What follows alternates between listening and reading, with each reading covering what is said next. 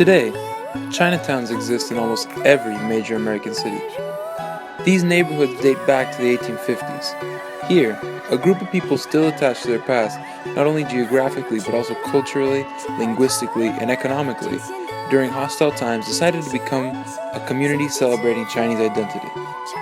The history of the Chinese in America has not always been easy. An unfair amount of blood was shed in order to pay for the acceptance into a new world. Seeking for enough money to feed a family, a variety of individuals came into the U.S. with the hope of a new beginning. People from all social classes, regions, and backgrounds came in the mid-1800s. A big subset of Chinese immigrants saw the opportunity to make a living out of the railroad production and the gold rush in California. But as the railroad production came to an end, Chinese immigrants started looking for other types of work. Native-born citizens felt threatened by the Chinese. Massacres and riots occurred against this race, which resulted in the Exclusion Act and other laws that limited the amount of Chinese immigrants coming into the U.S., as well as limiting their freedom in a growing country. Long times of isolation, hunger, sleepless nights, and family separation were a common feature of the newly arrived Chinese immigrant experience. All this mistreat that they experienced most of the times left them scarred for life. The establishment of anti-immigrant laws forced Chinese immigrants to band together to find new ways to make a living, preserve their culture, and overall improve their quality of life. The Chinese came through Angel Island off the coast of Oakland, California. Other immigrants had the possibility to pass through Ellis Island, which was another admissions office. The difference between the two was that in Angel Island, Chinese immigrants had a much tougher guideline when it came to letting them into the country. The process time ranged from a few weeks to many years. The average immigrants would be subjected to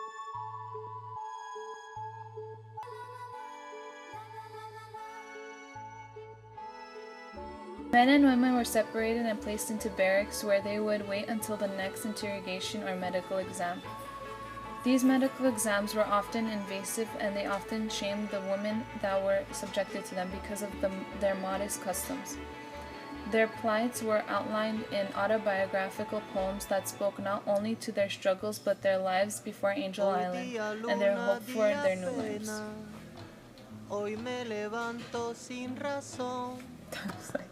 America has power, but not justice.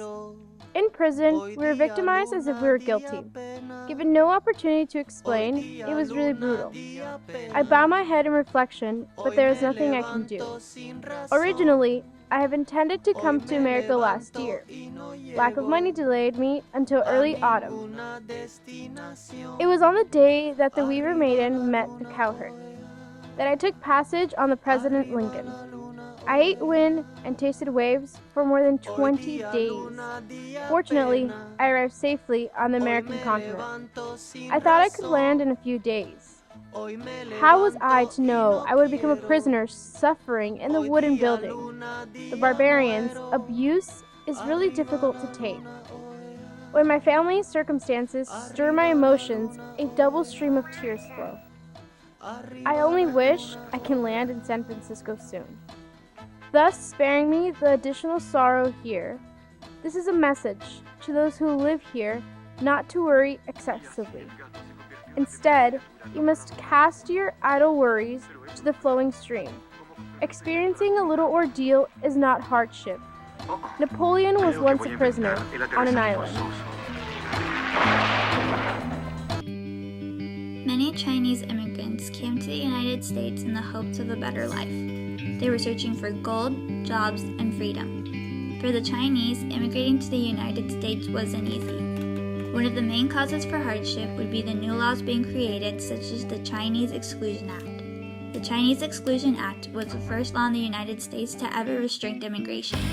It was the shift from free and unrestricted immigration to restrictions and racism. It was passed because of economic fears, and it was believed that the Chinese were racially inferior. The Chinese Exclusion Act was put into action on May 6, 1882. It stated that the Chinese couldn't become citizens. It stopped Chinese immigration for a total of 10 years.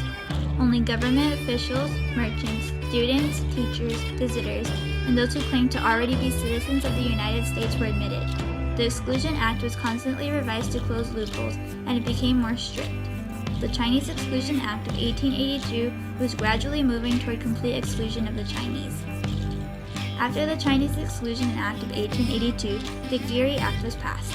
The Geary Act was passed on May 5th of 1892. The Geary Act required people to carry identification papers. This law was extended another 10 years. It became permanent in 1902. Beginning in 1910, the U.S. government set up Angel Island, an immigration station in San Francisco Bay that regulated the amount of immigrants entering the U.S. Angel Island was designed to provide shelter to European immigrants who were expected to begin arriving in California once the Panama Canal was opened. International events after 1914 canceled the immigration of Europeans. Instead, Asians were the majority of immigrants going through the West Coast. Upon arrival at Angel Island, they experienced a lot of hardship. From 1910 to 1940, immigrants were held and interrogated. They were constantly asked questions that were hard for them to understand. They were put through medical examinations to see if they were healthy or not. The Chinese lived in unsanitary conditions until they were told that they were being permitted to stay in the United States to begin a new life. The main goal at Angel Island was to deport as many Chinese as they could. The majority of Chinese immigrants worked in the United States for a while and returned home. Most Chinese immigrants were single men who were attracted by the gold rush in California. They worked and mined for gold on their own or labored for other miners, and later on they opened up their own businesses such as restaurants, laundries, and other personal service concerns. The Chinese appeared sinister and exotic to Americans. They were criticized for following a different religion, using opium, playing gambling games, speaking a different language, wearing different clothing, having a different style, eating different foods, and celebrating different holidays.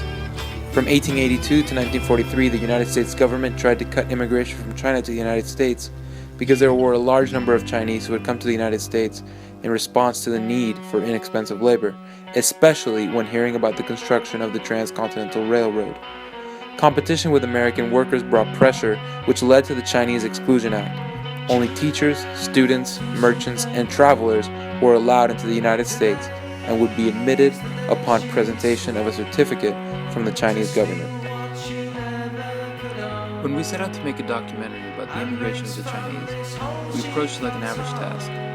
The film we have put together hopefully shines a light on the strength of this community. However, it is impossible to make something that is emblematic of millions of stories. More lives have been touched by this segment of history than the one we can ever fully express. Chinatown is a symbol of the success of Chinese immigrants, a success that only exists through community. We hope that our film has, in some small way, educated you or made you more aware of the truth and sacrifice behind this great union.